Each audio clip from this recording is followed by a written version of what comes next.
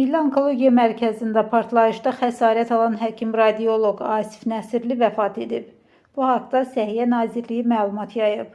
O, müalicə aldığı xəstəxanada dünyasını dəyişib. Milli Onkologiya Mərkəzinin Şüa Terapiya şöbəsinin həkim radioloqu Asif Akifoğlu Nəsirlinin vəfatından dərin kədər hissi keçirdiyini bildirir. Mərhumun ailəsinə və yaxınlarına dərin hüzünlə başsağlığı veririk. Allah rəhmət eləsin paylaşımda deyilir. Qeyd edək ki, 1988-ci il təvəllüdlü Mübariz Əliyev qanunsuz olaraq əldə edib saxlayaraq gəzdirdiyi partlayıcı vasitəni Milli Onkologiya Mərkəzinin radiologiya şöbəsində partladıb. Hadisə nəticəsində Mübariz Əliyev vəfat edib, həkim Asif Nəsirli isə ağır xəsarət almışdı. Allah rəhmət eləsin.